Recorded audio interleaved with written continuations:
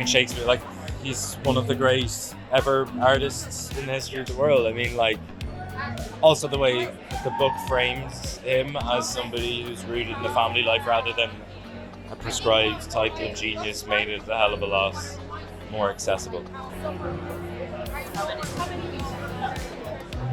Right where you are here.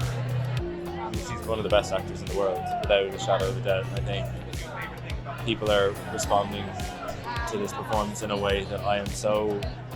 Like, I always say to people, it's like, people in an auditorium are seeing this performance as brilliant as it is, but I got to watch it like centimeters away from her face. So it was the most incredible artistic experience and personal experience, to be totally honest.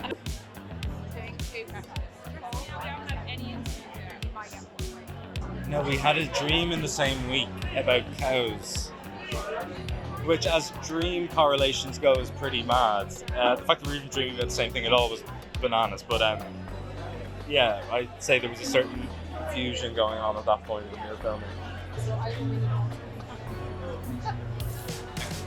Thank you. When we said that, we thought, oh, shit. Like, how are we going to explain that? I have no idea how we dreamt of cows. I'm going to leave that to everybody else's imagination to think about who is the best Hereford cow of either Paul or me. I think she just was a full-blooded, raw, deeply human, open-hearted woman that I'm always going to kind of gravitate towards. And knowing that Chloé Zhao is going to be directing this and how much she's going to ask us to come towards the unknown and something so visceral, that was enough for me. But really the book, I read the book in one night.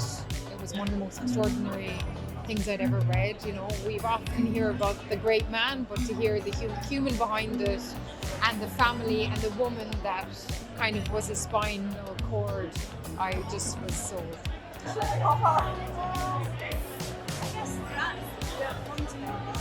We are very close to where the globe, the globe is, and this was the South Bank here was Shakespeare's hunting ground. So very special, it's my hometown, and I kind of basically had Shakespeare in my buckle as a baby, and it's been a very big part of my life. So I can't tell you how much it's meant to me to be part of this, really.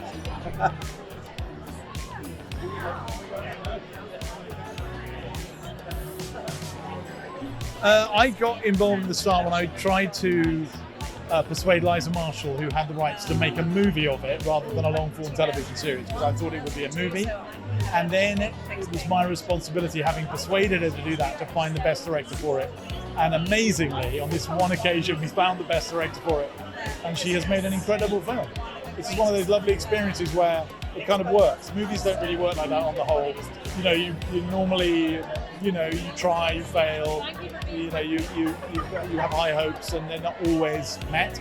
But on this occasion, expectations have been exceeded. I think it's an incredible film. I'm totally delighted to be involved in it and bathing in reflective glory, really. And I'm just here because I'm proud of it and I want to see it again.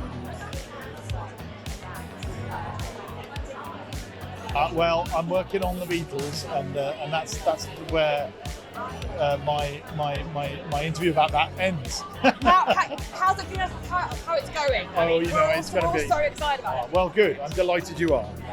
Get your tickets and they'll come on sale. I'll speak to you in a few years about it. Thank you. Yeah, exactly. See you in a decade. You just went like social general.